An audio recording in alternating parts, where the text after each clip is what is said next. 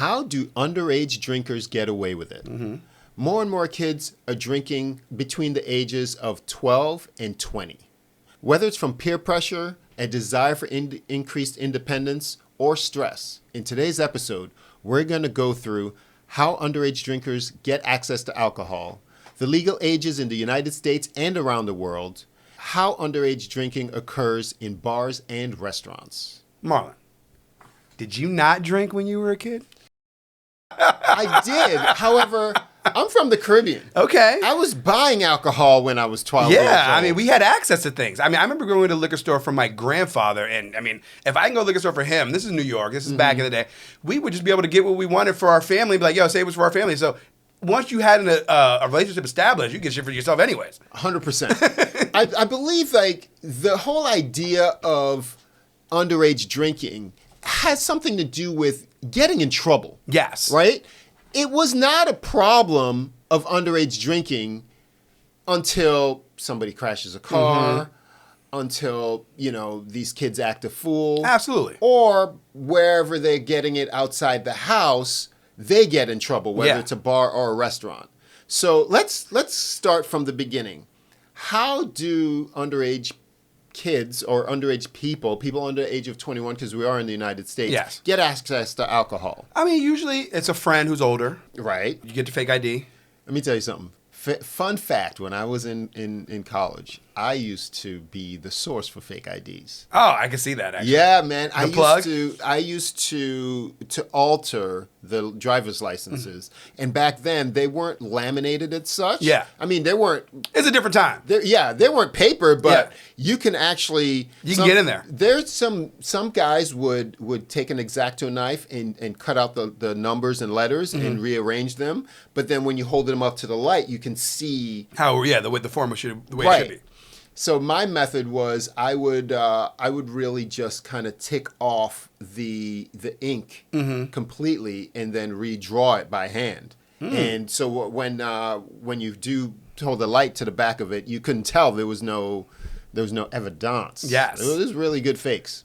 So I mean, for me, drinking, I really didn't worry about a fake ID. I did. I got one. A friend of mine gave me one. He was just older. Did you look older when you were younger? I looked older. I was that kid who, I would be the one, we lived in Virginia, and we can go to D.C. and then go through, drive-through liquor stores, and I would be the face that grabs us the liquor or whatever. Okay. While we were, this is, in high school. Mm-hmm. Okay.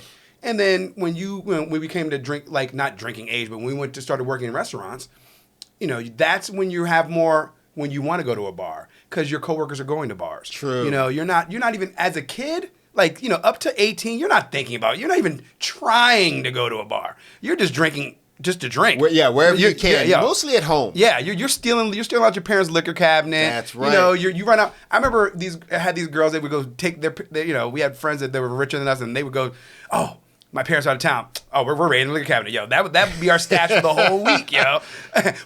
pouring water back into the vodka. You know what I mean? We were the worst. Awful. Oh, we were savage. That is awful. So you go to parties. That's how you can get access to alcohol. Theft, like you said, that's one way of getting access to alcohol.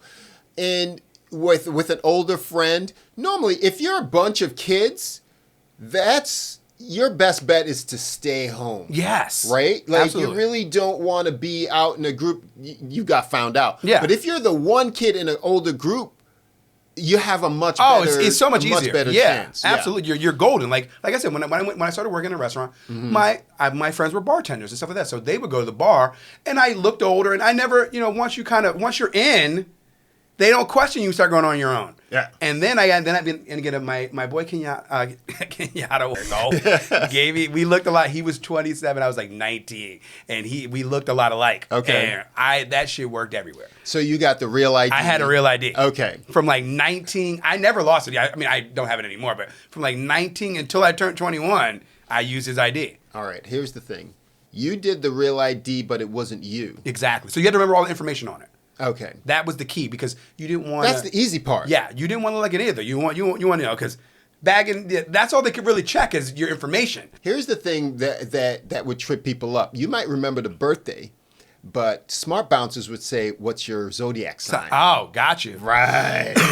Okay. So what I used to do was the real ID, but we would go to the DMV. And wherever you take you go to the largest possible DMV, and wherever you take the test and you do the thing, you just go with your friend and you take the picture. That's what we used to do. You're a criminal. So it's the real ID with your face. Yeah.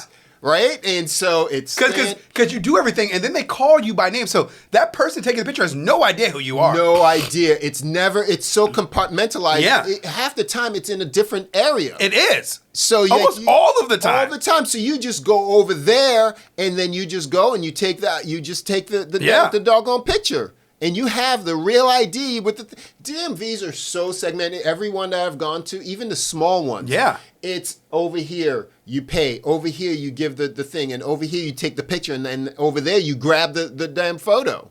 Kids, do not listen to Marlon. Do not do what he just said. But... Oh, I'm going to tell you all the secrets, too. You know what I mean? Because the more you tell the secrets, the more you can foil the plan. The more that you are a part, you could be responsible. Yes. For talking to your kids. None of this is any advice to how to drink. Underage. But we're going to talk about we're servers, bartenders, all that stuff. I used to check IDs at the door at certain places. Yeah.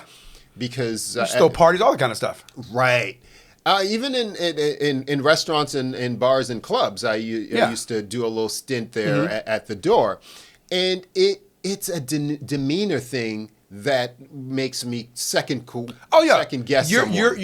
Your attitude, your swagger. If you come in, just like with anything in life, if you come in like you own the joint and you're in a good headspace, confident. Yes, 100%. Yes. Even when you're ordering a drink at the bar, if you go in, I'm not questioning as much. If you know what you're supposed to be drinking, not just kind of pitter-puttering around. Yeah. B, you have a good flow about yourself, and C, you might look the part. There's plenty of kids that have the facial hair and XYZ, or girls that do the makeup the right way, where they don't look like they're trying. And don't order a kid drink. Yeah. You know what I mean? Like your starter kit, you're going to have to come up with some stuff that older people drink. Yeah. A staple. Something that sounds like, okay, I know what I'm having. You know what I mean? Right, yes. Right. Is it easier when it's busy or when it's dead? I feel like when it's busy, it should be easier.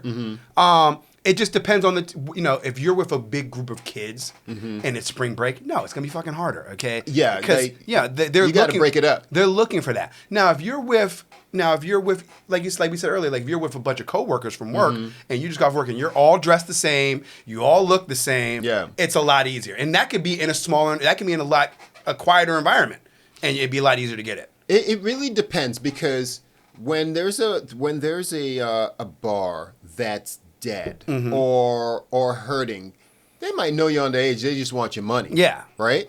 If you're going to a busier bar, what you want to do is, if you know that they check IDs at a certain time, you want to get there earlier. Yeah. And then hang out. And blend in. The key is blending in. Another way to blend in is to just take someone's empty beer can and have it, or drink, and you can walk up there with it, right, and order your drink. Can I get a XYZ? Ding, ding, because this means you already technically you already had a drink, so there's no questioning in your mind.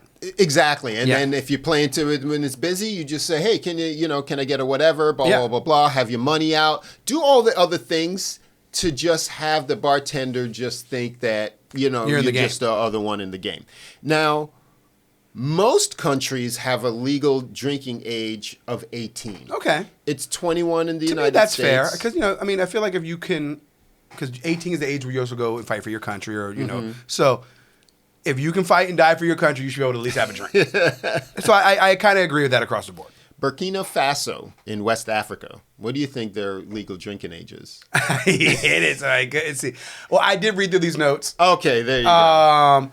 I think the West African is what, 13? 13. Okay, and then there's another one that's like the complete opposite on the other side of the country, right? Central African Republic in Mali is 15. Now, the highest drinking age... 25. 25. I was shocked at that. In Eritrea, East Africa. 25. That's crazy. So because I was like, man, wait, one is West Africa, and then you go to the East. You're like, what is going on here? Right? Now, every state I don't want to say every state, but it almost feels like whenever there's a legal drinking age, there's legal loopholes. Oh yeah. Okay, there are exceptions to the rules to where, like, to how you can drink when you're underage. Absolutely. Many states, the minimum drinking age. Now it's uniformed. It used to be every state did their own thing. There are cases where parental consent allows for minors to legally drink alcohol. At home or out and about? Now, that's where states different. Yeah. Parental consent usually is under the umbrella of at home. Yes. There's some that depends on the location. Gotcha. It could be in a restaurant. It could be at home. It could be at a religious ceremony. So some religious ceremonies, states allow minors to consume alcohol as part of the religious rituals. Yes. Okay. Now, for medical purposes, some states permit underage consumption. Also, educational purposes. If you're consuming for educational purposes, certain states allow for you to sample this, to try that, if it's under the guise of, education. Also, this is really interesting because it's very pervasive. Private clubs. Like, some states allow private clubs to serve minors with their parents. Yeah, under the the little things, like, I forgot what they're called. Country clubs? Yeah, that's perfect. Sorry. Okay. Yeah, I was thinking more of like a if you go to a VFW or whatever the case may be. So with parental consent, you're still under the jurisdiction of the state's law. Yeah. But maybe if that's where the location comes in. Whether maybe it's not a restaurant, it could be a private club, it could be at home. Different states have that. Now, this one was surprising to me because if there's a sting operation involving a younger person, I thought that younger person they could order it, but they couldn't actually consume it. But some states allow that if the underage person is a part of a sting operation, they can sip it. They can consume it. That's super sneaky. Because I used to think like, I'm in trouble if this kid if he takes a sip of that. Right? But no, they could take a sip under that. That's nuts. Now, let's bring it all home with drinking ages around the world. Yes, please. Okay? Now, when I was in Antigua, there was no formal drinking age that I knew of. Yeah. It just depends. I mean, there might have been a law, but you didn't, it wasn't something that was I wasn't written. aware of it, and I'm still not aware of it. Yeah. I think generally at 18 with most Commonwealth types of states, although Antigua was a British colony in the Caribbean, now it's independent. In Germany, I believe the legal drinking age 16? is 14. Wow. Maybe it's 14, you can consume beer or wine in public places. If accompanied by a parent, and then maybe 16. Like on your own? Yeah, when you're on your own, and then, more than beer and wine and things like that. So a lot of these go with the parents' consent. Yeah, as they should. In the UK, it's illegal for anyone under the age of 18 to buy alcohol or for adults to buy on their behalf. Okay, no, that's fair. You can't buy, but you can consume. But you consume. That makes sense, because it's almost like it is here.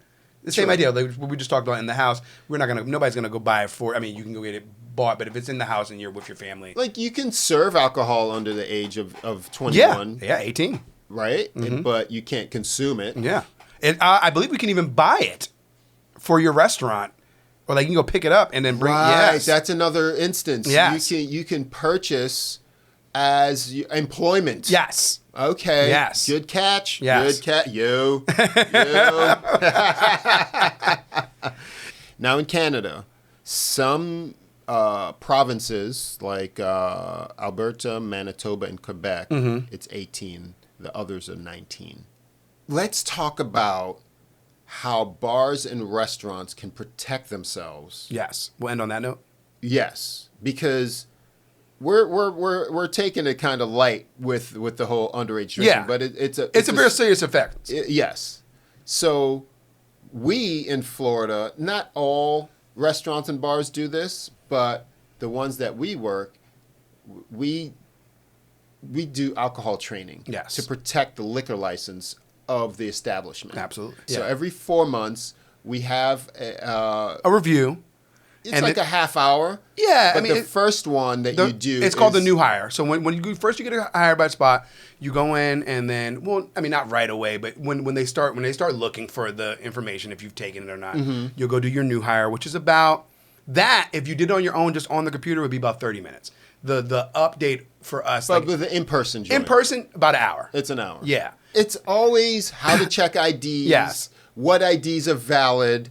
They train you on, which is great because IDs change and then certain laws change. Like it teaches you about the laws and certain things that you can accept and what you can't accept and what's valid and what's not. And it's a huge, and all restaurants should have their little book in there. This way you can see what's updated and what's not. And if you're under the guise of the responsible vendors or whatever the company, they usually provide you with the things you need, the stuff that you need.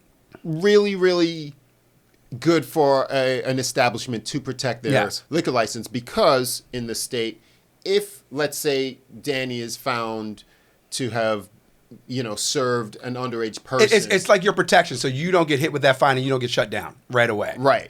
And you could still get in trouble, but the establishment still keeps rolling. Diabolical. I've had people come to my table with drinks and then ask me for another, and I card them all over again. Yeah, there's nothing wrong with that. You're allowed to do that. Because I'm the one that has to deal with it. And so all the tricks that we told you in the beginning, that's what bars and restaurants need to look for. Right. So in your city, while we end the show on this, in your city, can you tell us, do you guys do training? What kind of training it is? Hit us up, let us know, because we have like responsible vendors here and certain things like that. What are your protocols? How often you have to do them? This is what we're here for. We're trying to learn about other places just when we come visit you guys. Yes. We're in the game. Yes, let us know in the comments, or you could email me. I'm themonterwaiter@gmail.com. Follow me on Instagram at The Modern Waiter Podcast. We do this for you each and every week. I'm Marlon Joseph, The Modern Waiter. I'm Danny Villain. Subscribe, people. We will see you next week. Later.